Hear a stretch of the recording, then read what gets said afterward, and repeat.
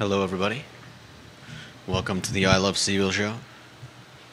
Today we'll be talking about Albemarle County public school literacy, apparently. And also about how the cops will be helping the folks out of the Market Street Park and Blossom Play Space. I'm assuming that's a creative space for kids and adults. More discussion on the Haas contact? I think it's supposed to be contract, Jerry.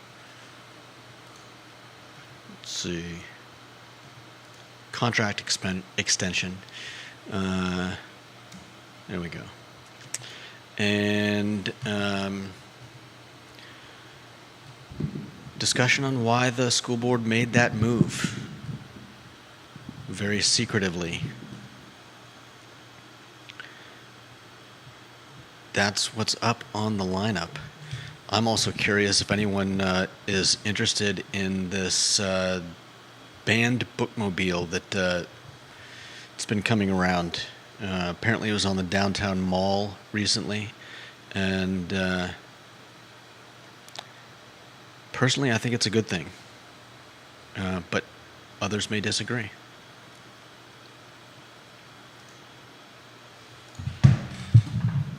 All right, we'll rock and roll in a matter of moments, guys. That's the voice of Judah Whitcower. What is the bookmobile story, Judah?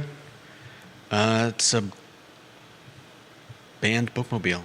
A banned bookmobile. B-A-N-N-E-D? On the side of the van, it says "Read banned books." Okay, there's a bookmobile. What can you cite a source here, or like offer more information? Yeah, there's a story on WINA.com. There's a story on CBS19news.com. So there's a bookmobile that's providing books that are banned. Banned by whom? I don't think it matters who bans them. I think it matters who bans books. I'm very curious to see who bans books. Are we talking schools? I mean, you'd probably. It says they handed out free copies of more than 40 of the most frequently banned books. So you would probably need to get a list of those books and then find out who banned those books. I don't have a list like that with that information. But I mean, some of the books that are banned are like Charlotte's Web. Charlotte's Web is banned? I kid you not. Somebody somewhere actually banned Charlotte's Web. Another great book, not even a book, it's a graphic novel, Maus, M-A-U-S. It's a Pulitzer, it won a Pulitzer Prize, and it's about, it's a graphic novel about the Holocaust. But, all right, let's talk about this on the show. Let's get the mics hot. Viewers and listeners, like and share the show. If you're watching the program, give the show a like and a share. I want to talk about this with the cameras on. Judah Whitcower, Jerry Miller, live in our downtown studio on Market Street. We're half a block from the Charlottesville Police Station. We're right down the street from Market Street Park. How far are we from the downtown mall, would you say? what do you mean, the downtown mall? What do you call that? Literally exactly a block from the downtown mall. A block off the downtown mall? Yeah. A lot to cover on today's program. Give the show a like and a share. Give the show a like and a share, and we'll have some fun. On the Friday edition of the I Love Seville show. Quiet on the set.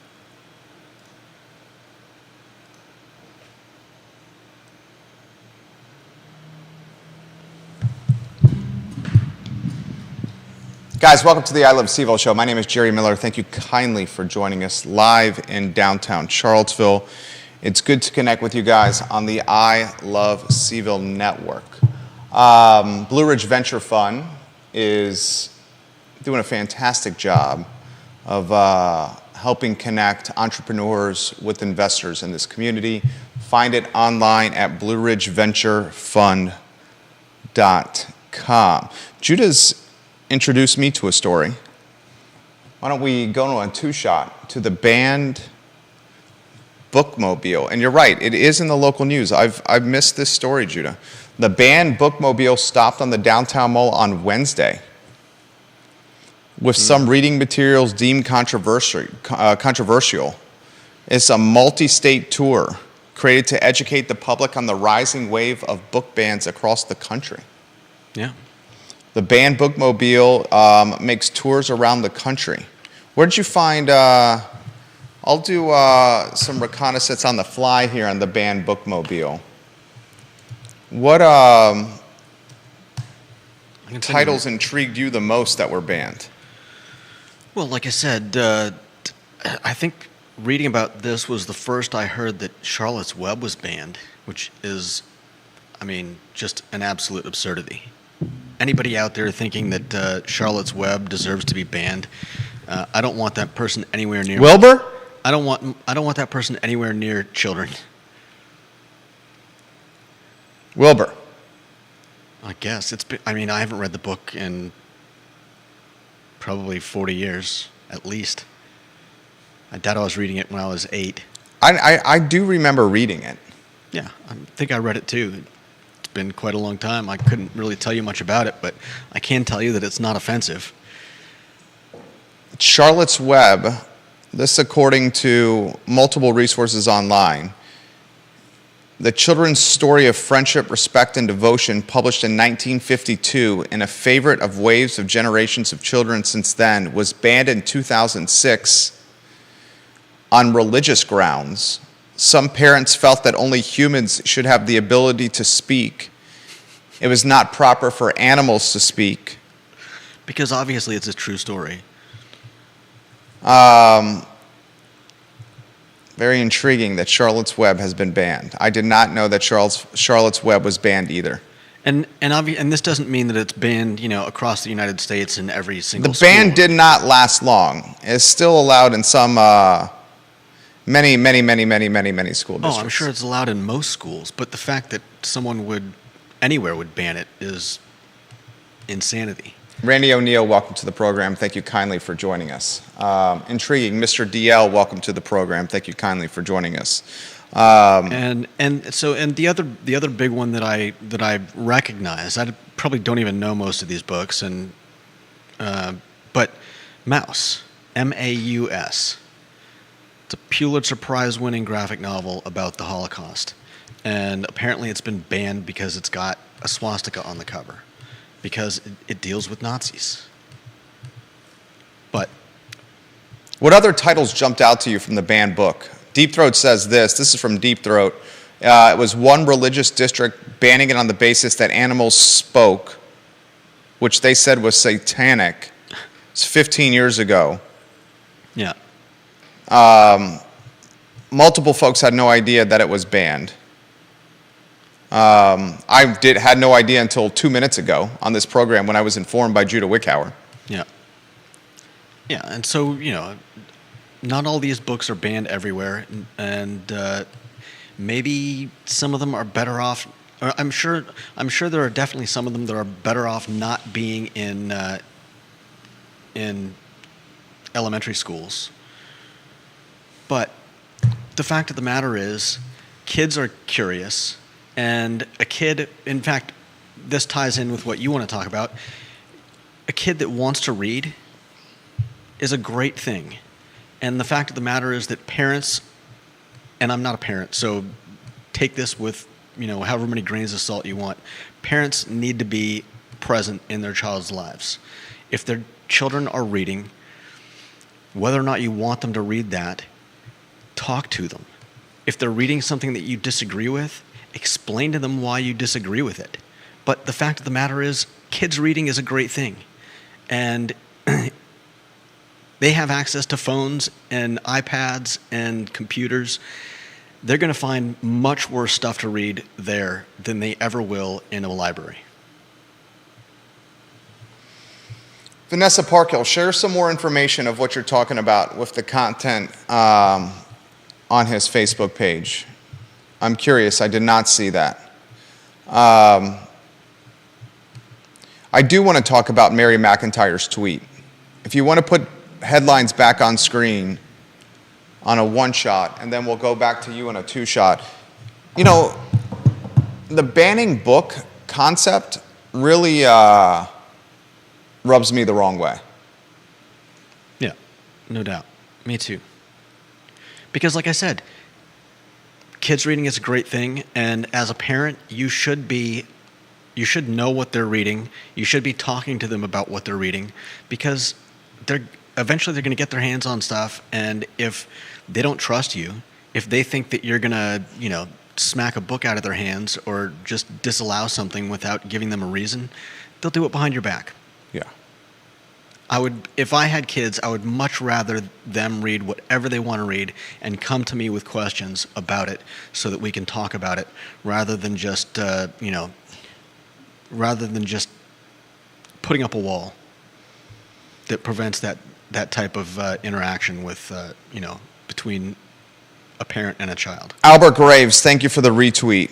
Blake Maley, welcome to the program. Warrior AG, Mr. DL, thank you kindly for watching the program. Extor Sean, thank you for watching the program. We'll get to Mary McIntyre's tweet as well. I'm of the similar mindset. If a teenager, if a middle schooler, an elementary school student is told he or she cannot do something, depending on their makeup and mindset, many will gravitate to doing what they're told they cannot do. Yeah.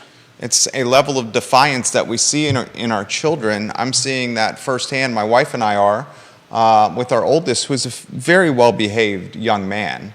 But I mean, you say, don't do this, don't do this, don't do this, and it's natural for them to push the limits. Yeah, I mean, and once they're old enough and smart enough, they're not going to bring it to your attention. They're just going to do it behind your back. They're going to do it behind their back. And then you don't know it's going on. Right. And I also want to be careful of school districts or governments or organizations telling people what they can and cannot do in their free time. Yeah. You give an inch, and then next thing a mile is asked for. And banning books is a very risky proposition. And some of the elements utilized in banning Charlotte's Web, David Varell in the Outer Banks, hello. Florence Worley via, hello.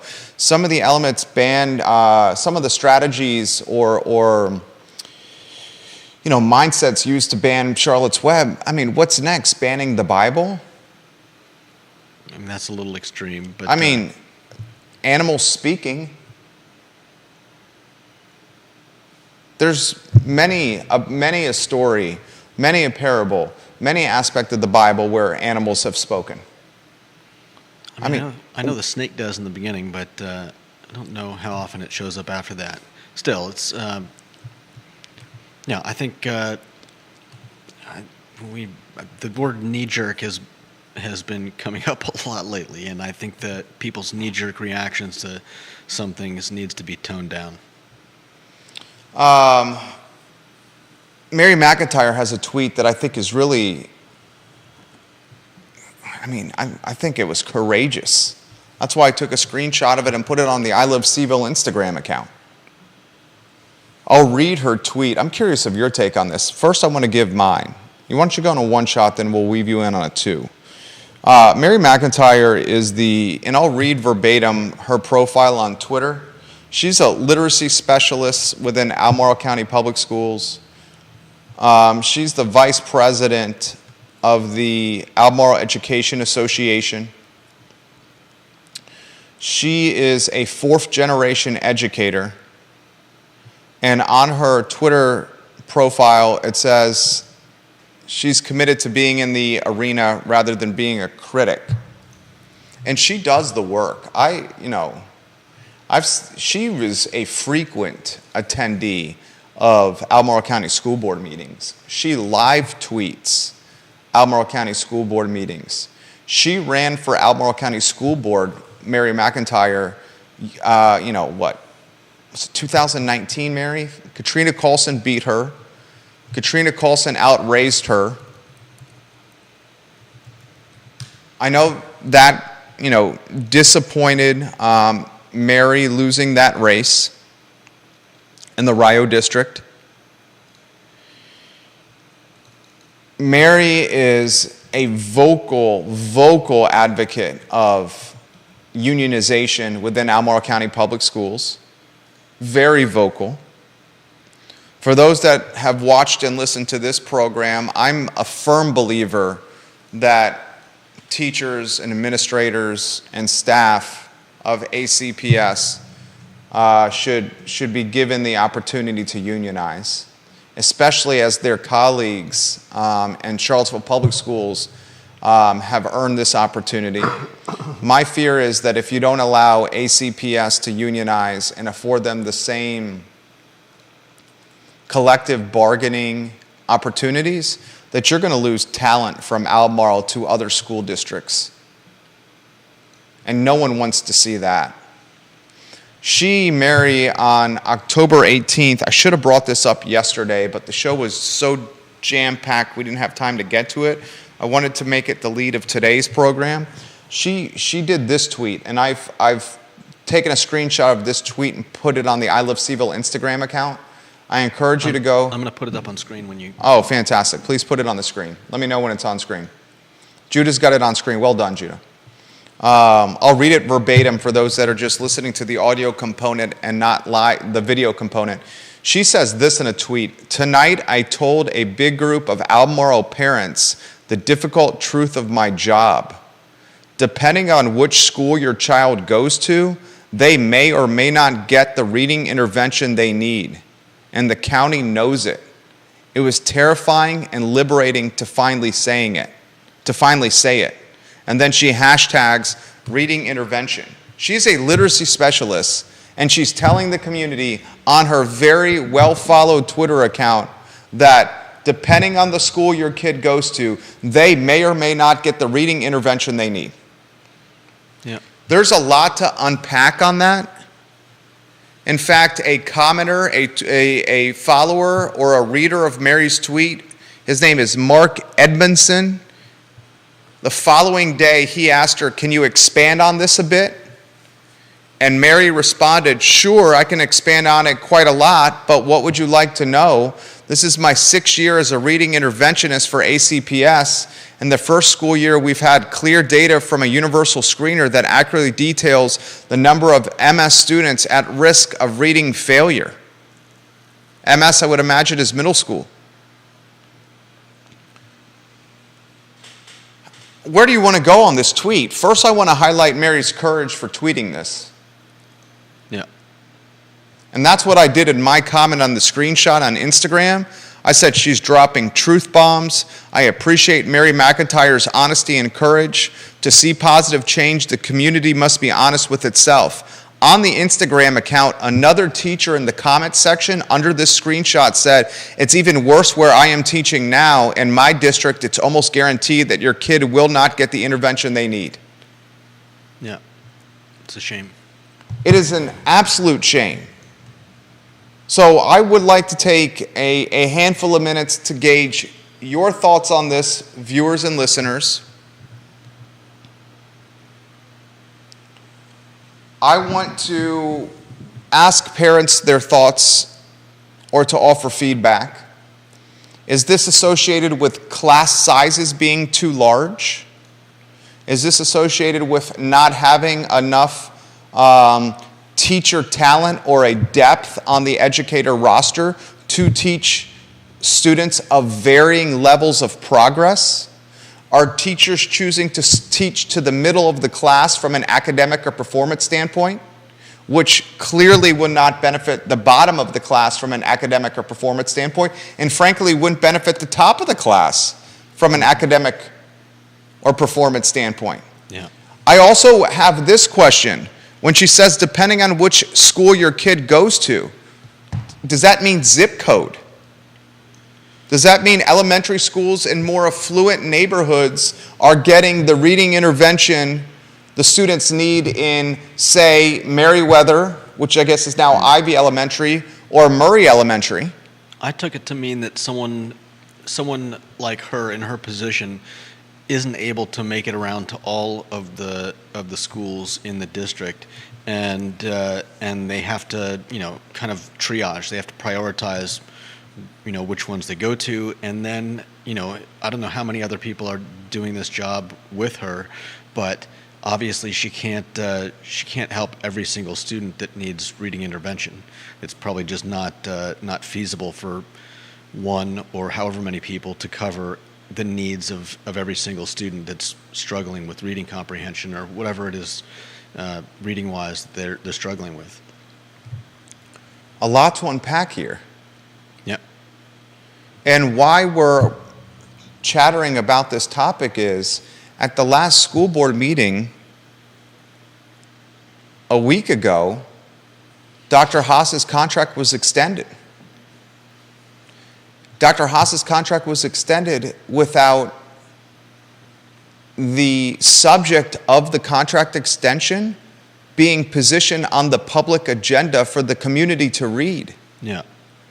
Dr. Haas's contract was extended, ladies and gentlemen, without a public comment portion at the meeting. It's very under the radar. Dr. Haas's contract was extended without teacher input, administrator input. So here you have the vice president of the Albemarle Education Association, number 2 from a hierarchy standpoint in the lobbying group driving unionization, an employee of Albemarle County Public Schools, letting the community know on her very well followed Twitter account that she live tweets school board meetings and is oftentimes the media resource for school board meetings because it's such a news desert here in Charlottesville and in Central Virginia. She is utilizing her platform saying, depending on where your kid goes to school, they may not get the reading intervention they need. And Albemarle County absolutely knows it. Think about the layers of the onion here. Her tweet happens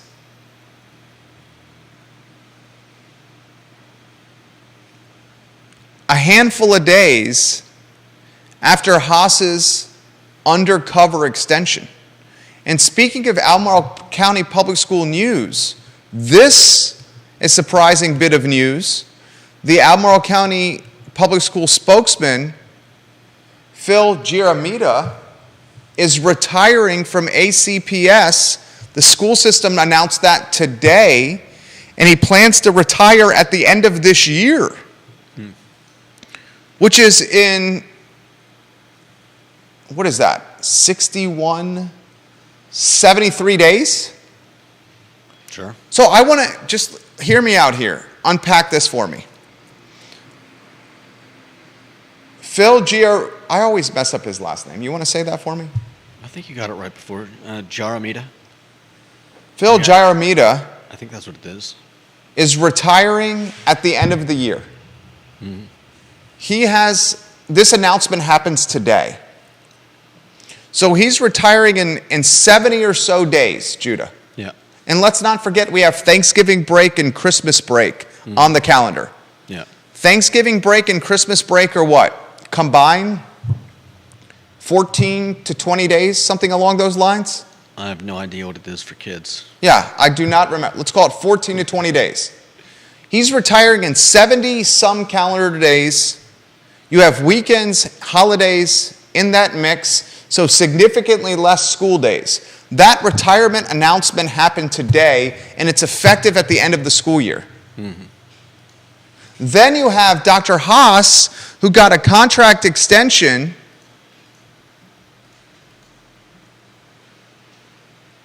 this past week, and his contract was set to expire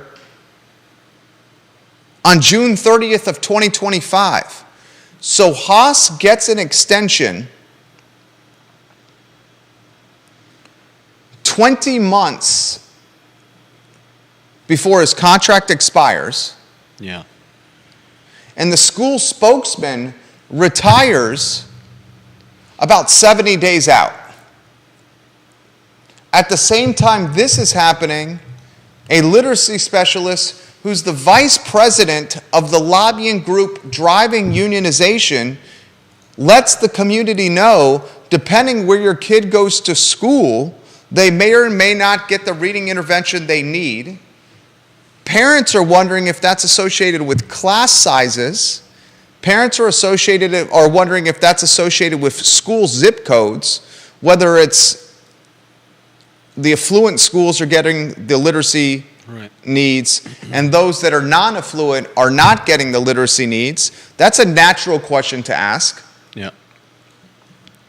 Parents are asking if this is associated with attrition and turnover. And Ms. McIntyre, with courage, says it's terrifying and liberating to finally say this. Unpack that last sentence of her tweet. It's terrifying and liberating to finally say it. I mean, I don't know. You'd have to ask her. I don't know if she means that she's no longer afraid to talk about it because she's not worried about repercussions, or if it's just something that has been on her mind and she feels good about, getting out, sharing with parents so that they maybe have a chance to look into alternative means to help their kids. Maria Marshall Barnes leaves this comment. In my opinion, Maria Marshall Barnes says, in my opinion, some elementary schools in southern Albemarle County deal with this problem. Middle school teachers have to work very hard to catch students up on reading and math. When they say catch students up, do they mean because they don't get enough help in elementary school, so they're only catching it and starting to deal with it in middle school? Or does she mean catch this up because some got way ahead over the summertime because parents closely working with kids working with tutors, and those kids working with parents and tutors when they show up to school are vastly ahead of others that maybe don't have the same books in their house, engaged parents, or financial resources like tutors? Yeah, that could be it too. The reason we're talking schools on this program, Kevin Yancey, thank you for watching the program. Carly Wagner, Vanessa Parkhill, Rashimi Gia, we'll get to your comments here in a matter of moments.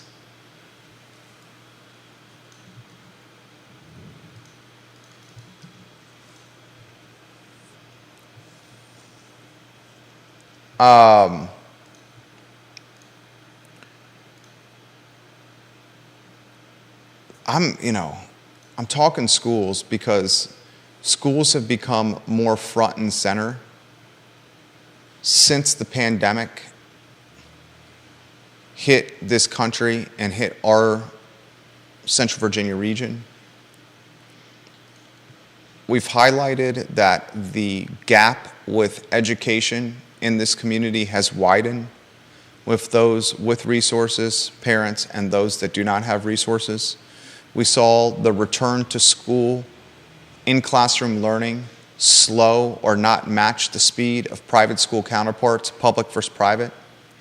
We know now that remote learning was disastrous. Remote learning was not just disastrous for academic performance, it was disastrous for social development. Gym class, for example, during hybrid learning, some aspects of gym class was to get a tennis ball and put it in your left hand and to throw it in the air and catch it with your right hand in front of a computer screen.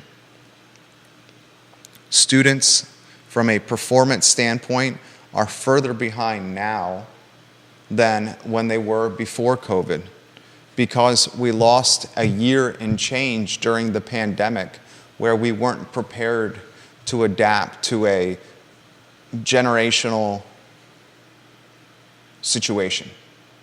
And that's not at fault necessarily of anyone who was prepared for COVID and the pandemic. Few, if any. Yeah.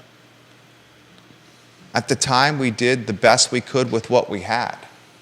But like much of life, some folks are able to figure out things quicker than others.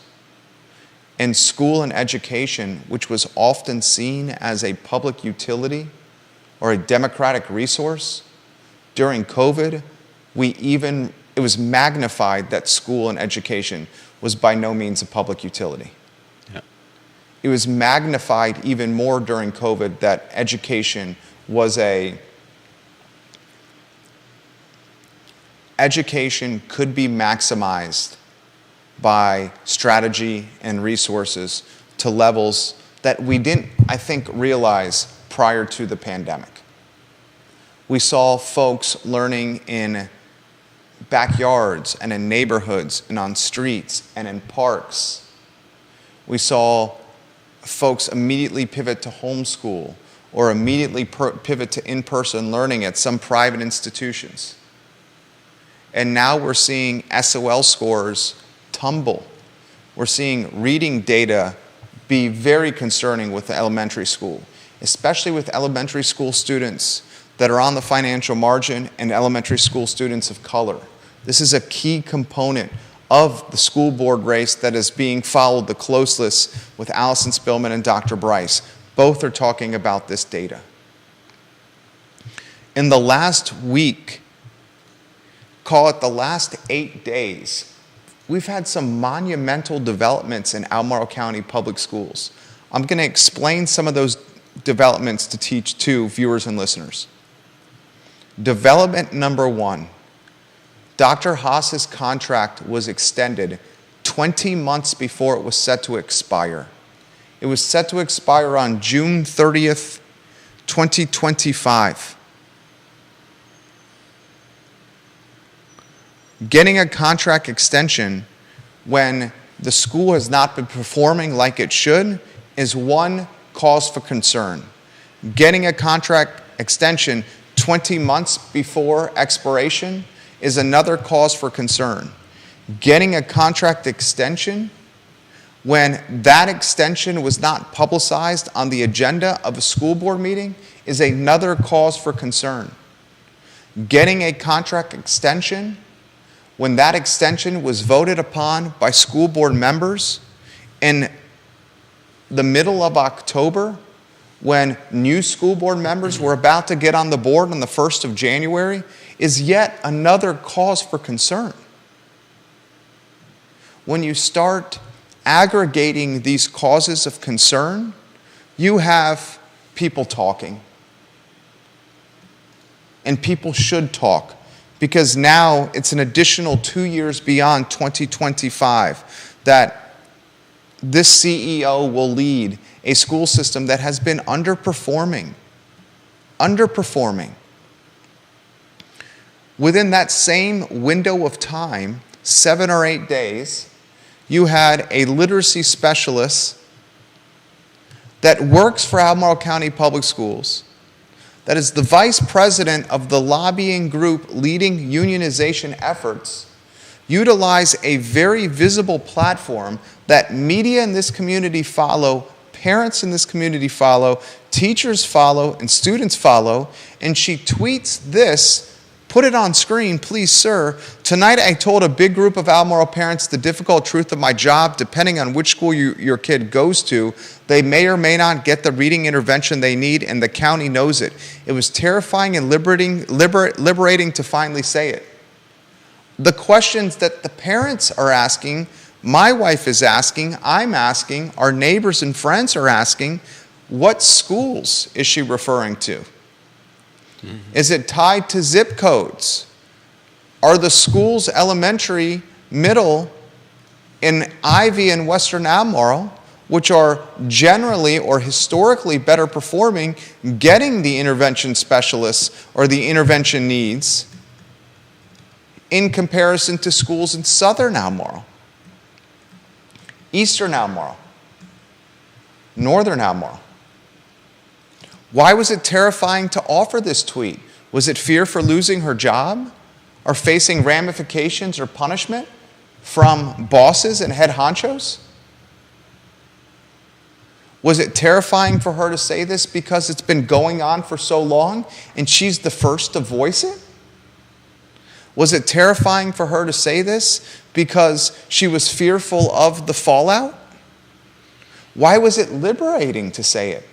Did it weigh guilt? Was it guilt on her conscience for not mentioning it sooner? I don't agree with everything politically Ms. McIntyre offers, but I can say this: she comes from a phenomenal place and wants what is best for students. She's a fourth-generation educator. She works as hard in the classroom as she's doing outside the classroom. You go to the school board meetings and you see her in the audience almost every time. Another aspect of the last 8 days that I find intriguing, concerning, dynamic, cause for concern, the school spokesman, Phil Giaramatti, I always mess up his name, Giaramatti,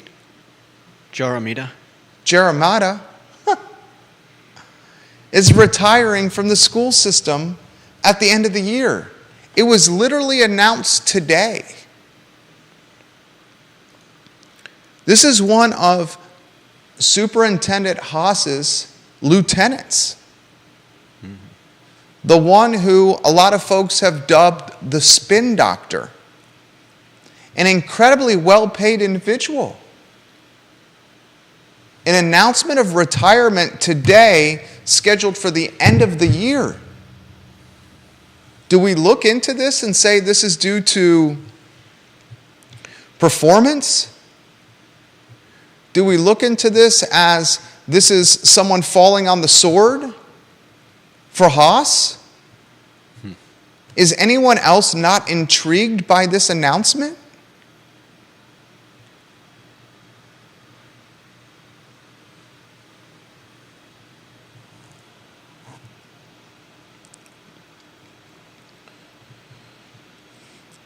And I said this on a previous show, with how the dominoes have tipped over the last 8 days. Let me paint a stage for you. Let me paint a scenario for you that's a very realistic scenario, okay? Here's the scenario I'm going to paint for you. Ellen Osborne is running unopposed in the Scottsville District for Albemarle County School Board. She's an incumbent. And as an incumbent, she will continue to keep the schools heading in the direction they currently are. Okay? That's one thing. Allison Spillman has now surpassed Meg Bryce in fundraising. Albemarle County in general is liberal leaning and very blue in how it votes. That history of voting aligns with Spillman and would likely indicate Spillman is a favorite at this point. We're a couple of weeks removed from the election. Judy Lee's competition is a write-in candidate. Judy Lee's an incumbent and has already been on the school board. She's comfortable and confident with the direction of Albemarle County Public Schools right now, Judy Lee. She's likely to win. In the Whitehall District, you have Berlin and McDermott running against each other. Berlin was appointed to the Albemarle County School Board to replace David Oberg.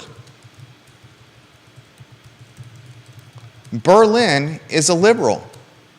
McDermott leans more conservative. Past voting would suggest Berlin's going to win this. Katrina Carlson has got a very bright political future. She's the chairwoman of the board.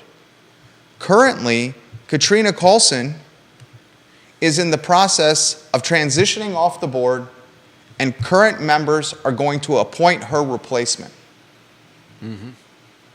You legitimately have an educational environment or ecosystem or political structure where Ellen Osborne's going to be on there, Rebecca Berlin's going to stay on there, the current board is going to replace a Katrina Carlson substitute who will match the board's ideology.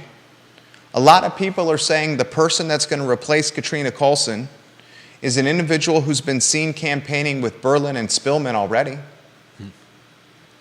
Judy Lee is running against a write-in candidate. She's going to win. Graham Page is going to be on there. Osborne's going to be on there. Spillman at this time, you got to say, is a slight favorite. I'm basing that on fundraising numbers. I'm also basing that on how Albemarle County's voted in the past. Kata Cuff ain't going anywhere. Dr. Matthew Haas's contract just got renewed for another 2 years, which puts him in a position of being on as the superintendent through the summer of 2027. You have SOL scores flatlining or heading southward. You got a literacy specialist who's saying, depending on where your kid goes to school, they may or may not get the intervention they need. Mm-hmm. You still got attrition happening, teacher attrition in particular. Unionization hasn't materialized despite months, if not years, of effort. On January 1, 2024, there's a lot of folks, moms and dads, dads and dads in this community that can make a legitimate argument and say, hey,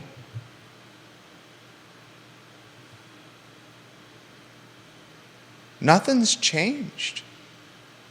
If not, the direction the school system was in has gained more momentum to continue in that path. That's why I said earlier in the week, you could next year see a significant gentrification of education within ACPS. And some of these trends aren't unique to Albemarle. Did you know that there's a handful of spots on the Charlottesville School Board, Judah, that are up for election? Charlottesville School Board. You want to know how many spots are up for re-election on the Charlottesville School Board? Sure. 4.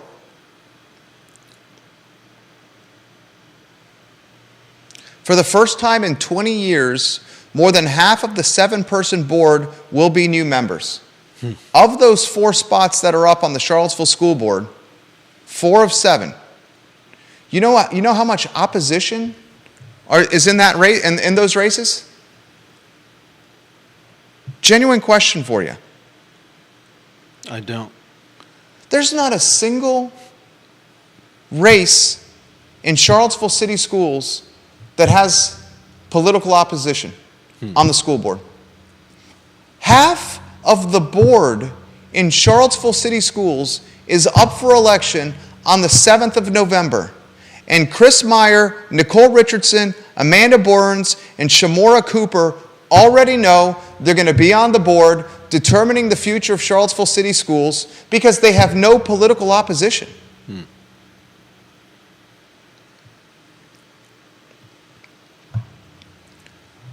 That's why I stick with my comment about the gentrification of education locally on the very near horizon.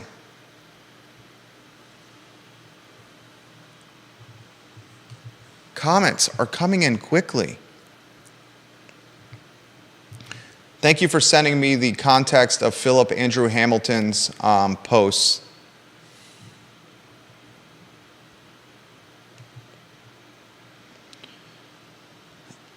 Philip Andrew Hamilton and Vanessa Parkhill sent me that, Queen of Earlysville. But Philip Andrew Hamilton, who is watching the program, has this comment. He says, look at books like Genderqueer, Lawn Boy, and Let's Talk About It. They all show and depict sexual graphics that are oriented towards children. Not all books that are made for children are appropriate for children. We need parents to speak up at the Albemarle School Board and the Charlottesville School Board meetings about these pornographic books. Carly Wagner is watching the program. She has a handful of comments. I think Carly has very much established herself as a commenter that I follow closely and read her comments. Aaron, I'll get to yours in a matter of moments. Carly says, schools are really the only publicly funded institution that I can think of that says, hey, everyone is going to pay for this. You can only go to the place based on where you live, and it won't be equal. There will be good and bad schools, but it doesn't matter. SNAP benefits, WIC benefits, home buying credits, housing vouchers, no other system works that way. We don't say, here is Here is your SNAP card, but you can only use it at the grocery store closest to your home. If that store doesn't stock the food covered by the card, too bad. But she says with schools, that is the case. Carly also adds appointment and term of superintendent, certain contractual matters. The school division, the division superintendent of schools shall be appointed by the school board of the division from the entire list of eligibles certified by the state board. All contract terms for superintendents shall expire on June 30th. The division superintendent shall serve for an initial term of not less than 2 years or more than 4 years. At the expiration of the initial term, the division superintendent shall be eligible to hold office for the term specified by the employing school board, not to exceed 4 years. Except as provided in the subsection B, the division superintendent shall be appointed by the school board within 180 days after a vacancy occurs. This is so long. Can you put that in a synopsis for me? Oh, she did. She did. Thank you. She says, in a nutshell, they couldn't renegotiate his contract after the election and before new board members began their term. And if they waited and someone who didn't support Haas was elected, they couldn't have renegotiated without 30 days notice unless unanimous board support. They would have had to give 30 days notice that renegotiating would take place, giving the board member time to alert the public, so they likely felt it was now or never. There you go. That's what I was alluding to.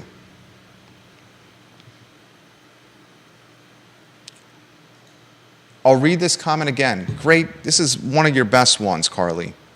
I sincerely mean this. You make the program better. I'll read. Ready for this again?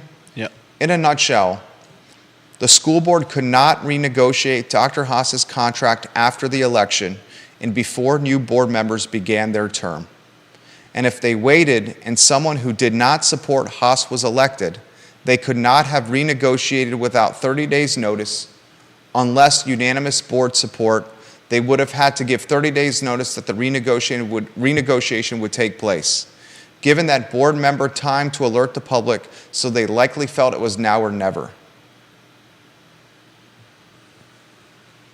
That is a direct response to potentially Bryce winning a spot on the board. Yeah, definitely sounds like it. Look, I'm going to give you a very direct call to action here. And you may be offended by this. I hope you're not. My call to action is more intended on being a wake-up call, okay? Parents and taxpayers, wake up. Parents and taxpayers in this community, wake the F up.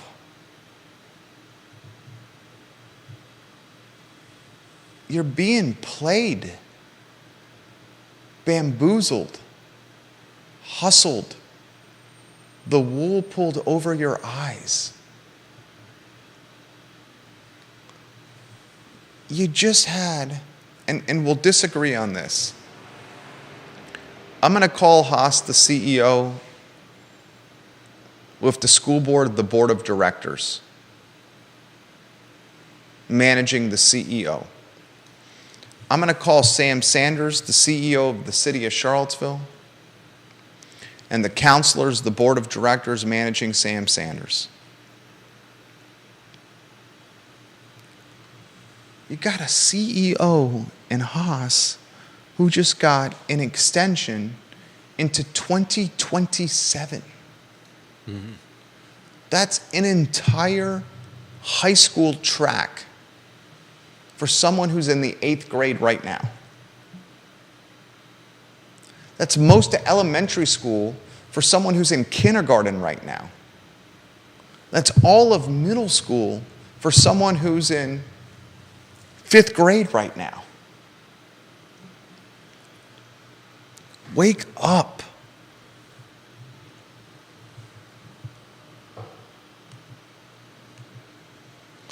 Erin King says, one of Western Albemarle's finest graduates, I have tremendous respect for Erin King. Tremendous respect.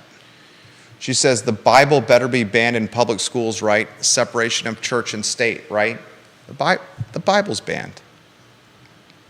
My Bible reference was not applicable to this conversation. The Bible is banned. You're not reading the Bible in the public school. 100% right, Aaron.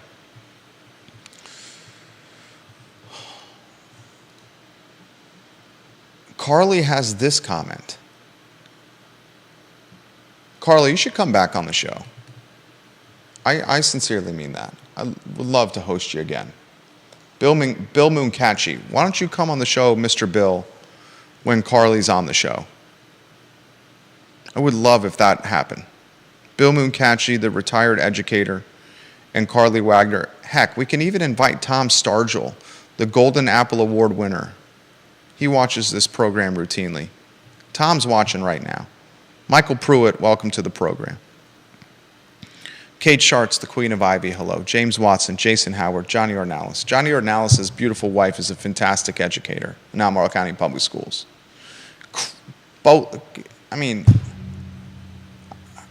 So I can't even keep track of how many people are watching right now.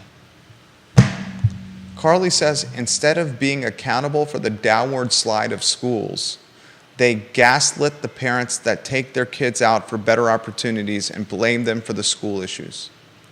Good point. Vanessa Parkhill in Earlysville says, oddly enough, the redistricting that happened when Baker Butler was built actually opened up some support opportunities for kids who got moved to Agner Hurt. Agner Hurt had more kids who needed support, so I believe they had a full-time specialist. If your student is in a highly performing school, say Meriwether Lewis, that school may not have the same special support staff due to a lower need. It's not always lower income schools who don't have those services. At least that was my experience years ago. Thank you for Vanessa for sharing that comment. I know a lot of parents are asking, especially since we posted this on I Love CVille, and whether viewers or listeners want to admit this or not, and there's a portion of the population that doesn't like the content we talk about on I Love CVille, and that's okay. That's okay. But one thing we all are in agreement on about I Love CVille, whether it's this show that we do Monday through Friday from 12:30, sometimes till 2 o'clock, or our Instagram account, or our Facebook pages, or our Twitter pages, our YouTube account, our Fountain, the Fountain app, Spotify, iTunes, Apple Podcasts, our e-newsletter, our website, ilovecville.com. Here's the reality. This platform reaches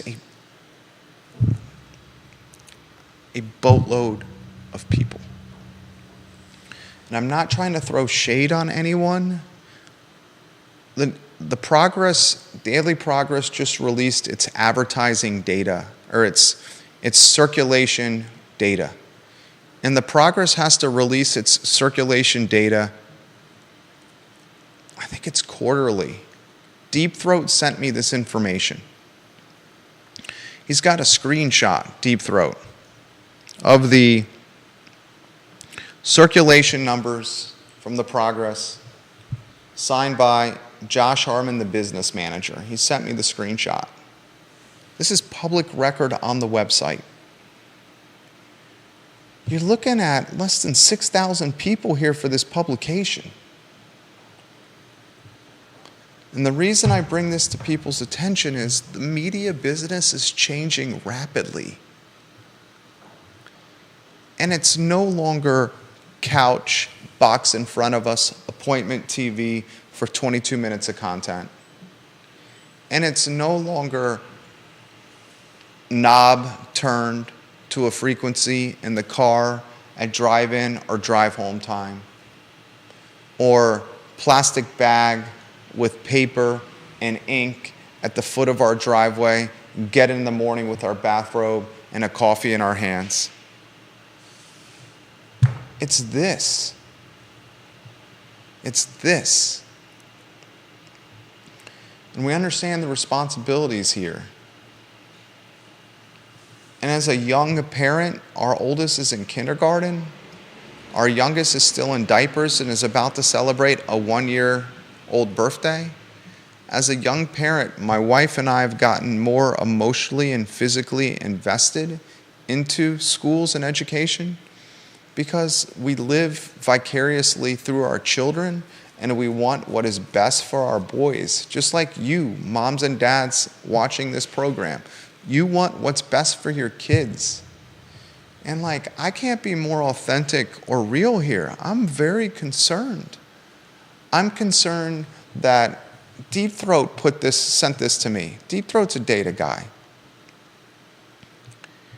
He says, we're seeing signs of gentrification. The ratio of household income, of households moving into the Thomas Jefferson Planning District North and South combined regions from outside the area, the household incomes are 26% higher than the household incomes of those moving out of the area. That is like the 93rd percentile. Last year it was around the 80th percentile. You got a guy who watches this program who's a really smart man who makes his living analyzing data of all kinds. And he spends, and I'm grateful for you, dude. I sincerely mean this, man. I am literally grateful for you making the program better. He spends probably hours every week providing this talk show data. And I don't have the skill set to interpret or analyze data like he does. It's one of his talents. And he puts it in very digestible nuggets for me to communicate to you. My skill set is one of them, communication, okay? And he puts them in digestible nuggets to communicate to you. Like what Carly is doing here, or Vanessa is doing, or Maria Marshall Barnes. What Bryce is doing. People are concerned of what they're seeing locally. What John does on LinkedIn, John Blair. People are concerned of what they're seeing locally in this community, and we're utilizing this platform to crowdsource or aggregate information to send it to the masses quickly or get it out in the news cycle. Because we know legacy media is being eroded. It's being eroded by big businesses that are more concerned about profits than the people in their community. Judah likes to call it profits over people. And I learn from Judah every day. I'm concerned that we have a significant migration of wealth into the Charlottesville and Albemarle area. I'm concerned that that wealth that's coming into the Charlottesville area, HUD, median household income for this metro area, $123,300 per household. And that number is escalating. It's rising. It's not diminishing. And as boatloads of wealth come to this area, we're seeing the gentrification of neighborhoods. We're seeing the gentrification of education. We're seeing the gentrification of business. I mean, yesterday we talked about how Reed's on Preston Avenue is struggling to survive. We're seeing the gentrification of retail. We're seeing the impacts it has on restaurants. If the community is massively changing in the wealth per household, that means we have less folks in this community from a socioeconomic, from parity with socioeconomic, the latter. When I moved here in 2000, as a first year at the University of Virginia, you had clear-cut neighborhoods. Belmont and Hogwaller and Woolen Mills were very blue-collar. I tell the story all the time. My buddy, me and three buddies after college moved to 208 Little Graves behind Spud Nuts. It's now Quality Pie. We were so broke, 4 of us lived in a 3-bedroom household. One of those bedrooms was a converted greenhouse. We converted a greenhouse into a bedroom.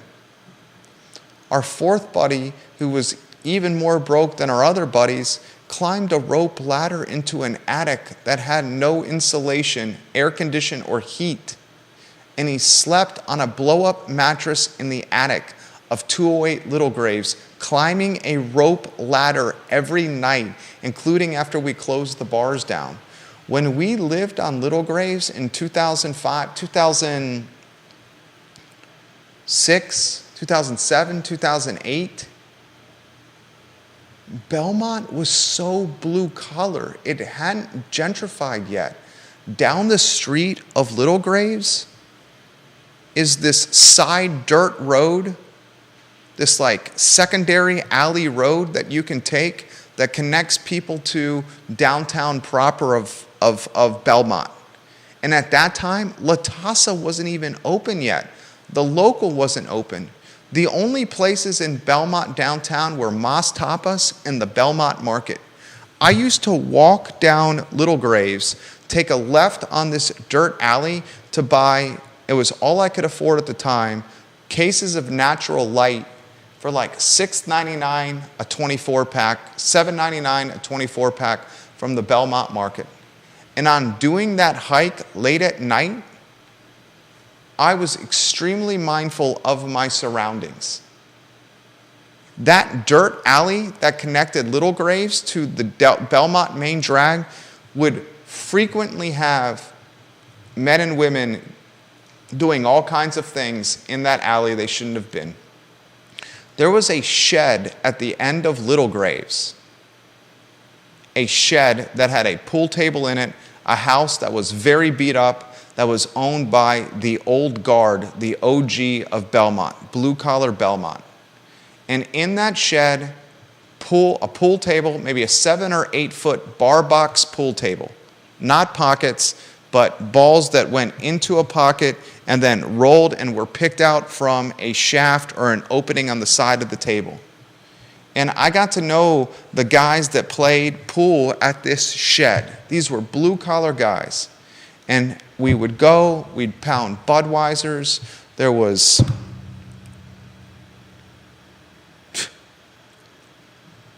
all kinds of extracurricular activities done in this shed besides the pounding of Budweisers, and I'll leave it at that because I have to keep it PG-13.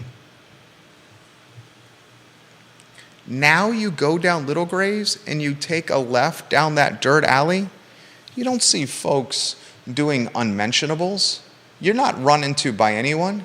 The only thing you might see is a very well-groomed poodle cutting across the dirt road. Maybe a labradoodle or a golden doodle. That shed's been torn down. The house has been completely remodeled, and Belmont is wealthy and white. Woolen Mills, Hogwaller, wealthy and white. Find me a neighborhood right now in the city of Charlottesville that is not gentrifying at the speed of light. Find me one. What do you point to? Maybe you're pointing to 10th and Page. Maybe you're pointing to certain pockets of Fifeville. What do you think those are going to look like in the next 4 to 5 years? My bet is probably wealthy and white. And that should be concerning because the wealth that's sprinting into the area is changing the makeup of schools, the makeup of neighborhoods. It's impacting the ability of businesses from a hiring standpoint. Folks are struggling to hire.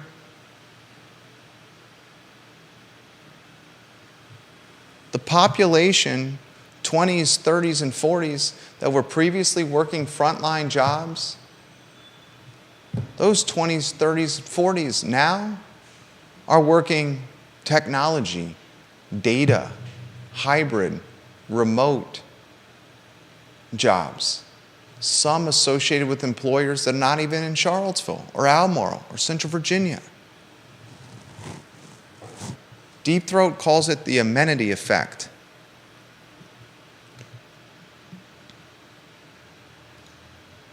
You look at the amenity effect. I want to call out an exact definition of the amenity effect.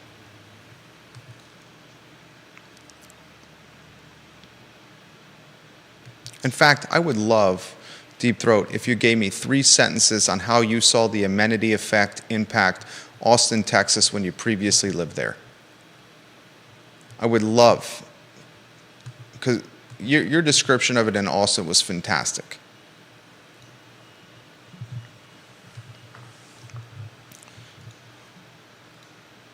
James Watson says, I salute teachers. A college degree plus master's degree costs about $120,000, and you ultimately earn a low wage. There's not much return on investment there. Well said, James. Randy O'Neill says, watch how many kids are on free and reduced lunches. That's going to tell you a lot. Randy O'Neill also says, during my 3 years working at Stone Robinson, my program increased attendance, improved all grade level academics, and reduced disciplinary problems. Fully accredited when I left, and my goal was 100% pass rate on all health and PE assessments. He also says the State School Board Association is housed at UVA and operates like a secret society. The state legislature uses their yearly assessment of need.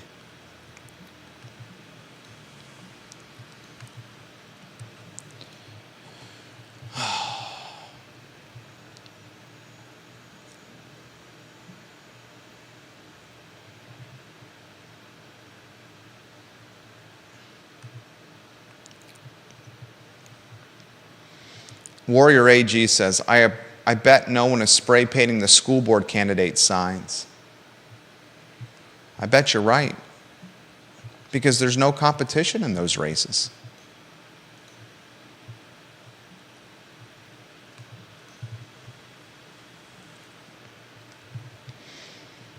Maria Marshall Barnes says her elementary school has had 4 principals in 13 years. Maria Marshall Barnes says, here's a quick story. In 1995 at Albemarle High School, the Bible was taught as a novel. Needless to say, the teacher had a hard time separating her opinions, and thankfully didn't finish my senior year there. Deep Throat says, here's a perfect example of the amenity effect in Austin, Texas. Some developers got permission to build high-rises along the northern side of Town Lake. Everyone laughed at them. And for a while, these buildings were empty. But the developers looked for rich UT graduates, University of Texas graduates, New Yorkers, Californians, looking for a lower tax place. And they managed to fill these beautiful high-rises along the north side of Town Lake. The presence of this first wave of elite earners brought their friends to visit, or they moved their offices and brought their employees down with them. Then the downtown area saw restaurants spring up to serve these people, spas, etc. Now the neighborhood became a restaurant hotspot. More buildings go up, and so on and so on. The amenity effect is proximity to wealthy people is an amenity that other wealthy people will pay for. The restaurants that pop up to serve them are an amenity, makes the place more attractive to other wealthy people. Likes attracts likes.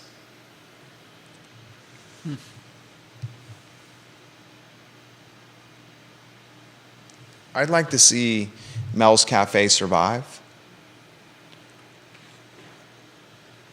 I'd like to see Riverside Grill survive. Jack and Jill's, La Michoacana, Fabio's, Corner Kitchen. I'd like to see them survive. Tell me why Michael's Bistro on the corner has not made it. Tell me why Little John's on the corner closed down. What's next? The White Spot? Or the city's oldest restaurant, over 100 years, the Virginian?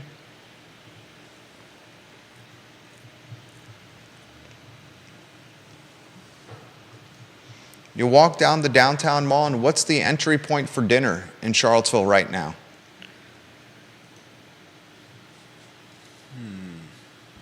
You buy a meal in downtown Charlottesville. What's the entry point? It's probably Jack Brown's. Jack Brown's, Vita Nova, Christian's, Marco, and How about a sit-down restaurant with a waiter? You want to go on a date to downtown Charlottesville. You bring somebody you care about to Charlottesville's heartbeat, its epicenter, the downtown mall. How much you going to spend? You want table service. Is that Citizen Burger Bar?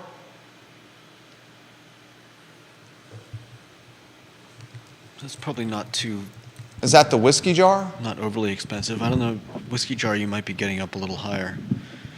So maybe Judah calls it Citizen Burger Bar. Love Citizen Burger Bar. The steakhouse burger at Citizen Burger Bar is one of my favorites. This is no knock on Citizen. In fact, we just highlighted that it's the most affordable and approachable price point in downtown Charlottesville if you want table service. What are you looking at? $17, $18 a burger? Is that how much it is now? I'm asking. Yeah, I guess maybe it could be for some of the burgers, but probably not their cheapest burger. Probably not a standard burger. I'm going to take a look. I'm calling up the menu. Yeah, I guess I will too. It's loading right now. You got an American Classic cheeseburger. That's $15. Wow. You get 2 American Classic cheeseburgers at $15 a pop. Can we spring for a soda? Or do you want to say we each got 1 cold beer? Why would we stop at 1? Because we're price conscious. Yeah. And it's inflationary times, and we got to stretch $1. You get an American Classic, Judah. I get an American Classic. We each get a cold beer. We'll call it $8 for the beer. That's $30 for the burgers, $16 for the beers. We're at 46 bones, Judah. Yep. We know the taxes, meals tax, all the sales tax on there. It's about 12%. Let's add an extra $5.50 to the 46 bucks. We're now at $52 roughly. I tip 20%. Service is always good at Citizen. You guys, you get 2 American Classic burgers, and we each get a cold beer, and we're dropping $65 to have table service on the downtown mall on a date night on a Friday evening in the city of Charlottesville. And you try to get a table at Citizen on a Friday night. Everyone else who's price conscious is going there as well. You're looking at a 45 or 90-minute wait at times. We're now a $65, 2 cheeseburgers and a couple of beer dinner community. How about them apples? You want an amenity effect? In 2000, as a first year, with a fake New Jersey ID, my buddy and I, our first year of college, we made fake New Jersey IDs. We'd take the trolley from we'd walk out of Dabney Old Dorms. We'd walk to the trolley stop across from the Bank of America ATM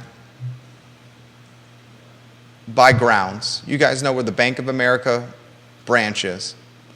We'd hop on the trolley. We've snuck a couple of Natty Light 12-ounce cans with us, drinking them on the way, having one on the trolley without people knowing. The trolley was free. We each had $10 in our pocket. 4 of us, each had $10. We'd go to Miller's to watch Agents of Good Roots half the band play a set at Miller's in 2000 with $10. We'd take the trolley back and we'd have change in our pocket after having a good buzz after a few hours of watching live music. $10, multiple drinks, a shot, back at Dabney dorms. What's a beer at Miller's run? $8? What's a shot? $8? $9?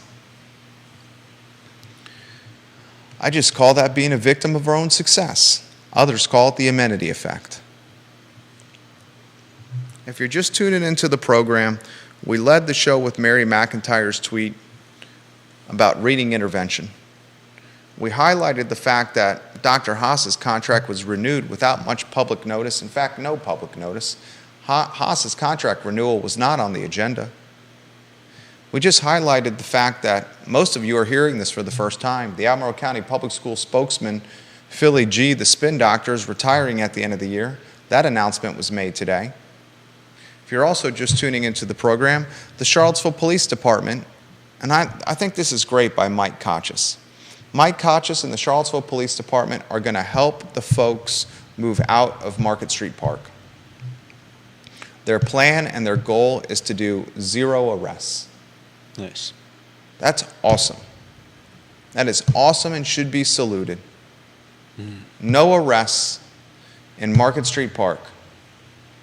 I would love to see that play out. And they've said we will help anyone move where they need to go, including helping lift the tents and their belongings to another location. Props to the police department for that. That's awesome. No doubt. I want to highlight some more positive news. There's a creative space for kids opening on the downtown mall, and it's called Blossom Play Space.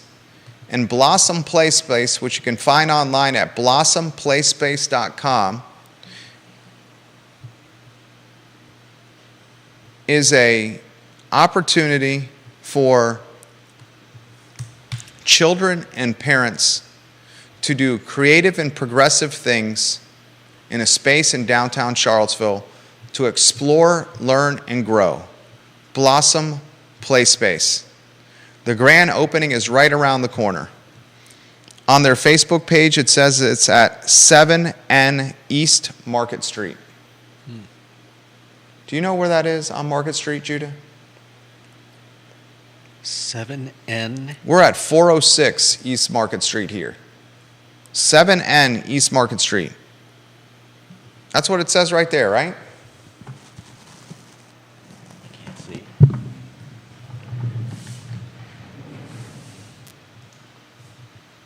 7N East Market Street. So that must be right in the middle. I'm not sure where it is. You're better at addresses than I am. That's got to be right in the smack dab in the center. So, What's that by Fleury? Across from the library? yeah, something like that.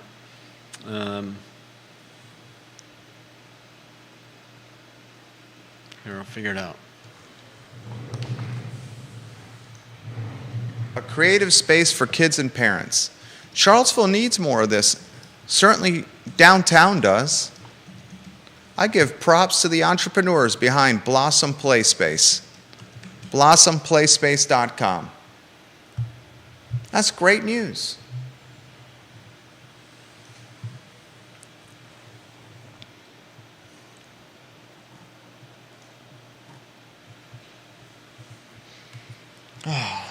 You found it? I think so. Let's see.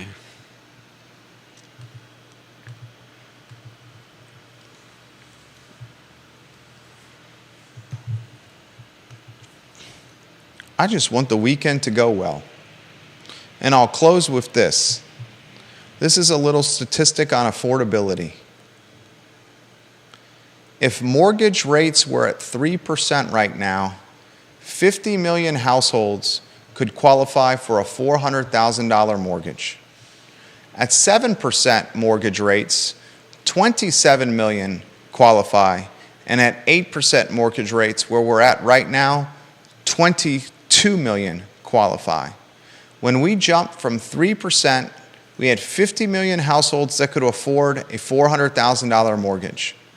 At an 8% mortgage, 22 million can afford a $400,000 mortgage.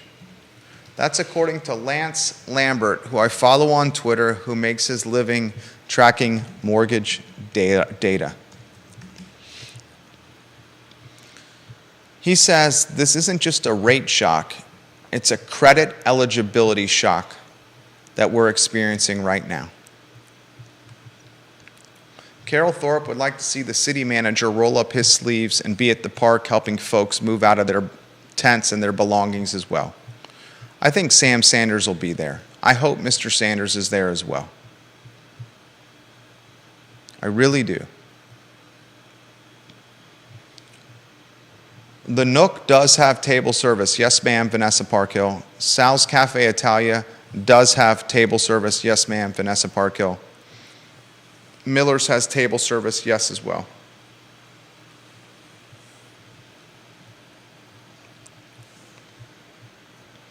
Were you right? It was by Petit Pois and across from the library? It's hard to say. Google Maps is showing it in Market Street Park. I just want to have positivity around the downtown mall. All I want for downtown Charlottesville.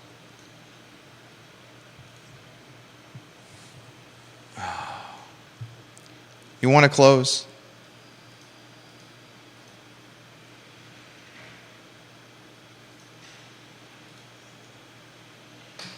Okay.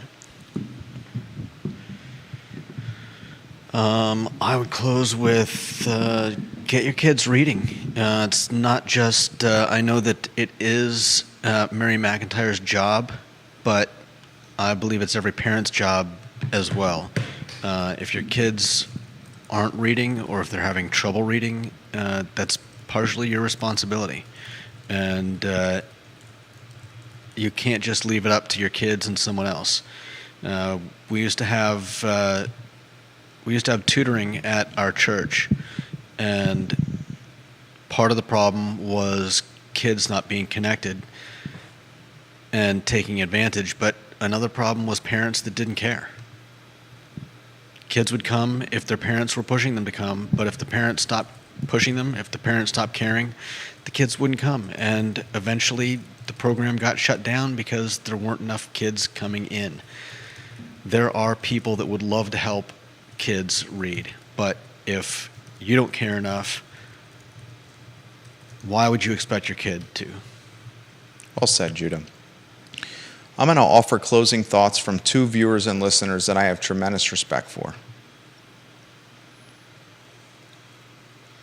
The first one is John Blair. He says, Jerry, you ready for this? This is from John. When John leaves a comment, I zero in on it. Mary McIntyre is saying the quiet part out loud. You, Judah, and I, and everyone else knows that the Western feeder pattern has essentially established a private school in all but name within Albemarle County. While we have seen the local at-large school board election talk about private schools, perhaps we should hear from both candidates on how they plan to make Western Albemarle High School less like a private school and more like a public school. In the Valley, everyone considers Western Albemarle High School a private school. As one friend has commented, how many public schools have a crew team? What has happened in Albemarle is a disgrace for anyone who believes in racial equality. Good for Mary McIntyre for saying this out loud. That's John Blair's comment on LinkedIn. Dave Riddick is an educator. He says this on LinkedIn. So Jerry, given the apparently entrenched liberal status quo, what choices exist for families to get their children the educational experience they need and deserve? That's a great question. And I don't have a great answer. Unfortunately, those with resources have more options than those that don't. And it's not just private schools where I'm talking resources. I'm talking fantastic tutors like Bill Mooncachi, one of the best tutors out there.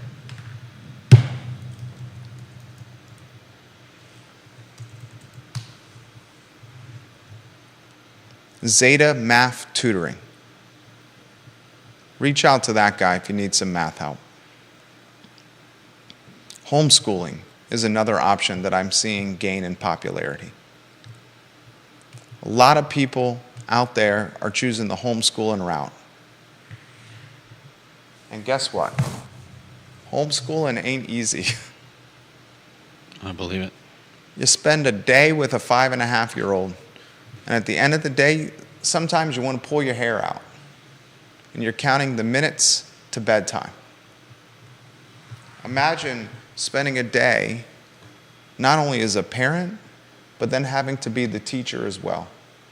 Yeah. Any of the parents that are utilizing a homeschool setting, I applaud you for the patience of Mother Teresa. For Judah Wickower and Jerry Miller, this is the I Love CVille show on a Friday in downtown Charlottesville, the heartbeat of this community.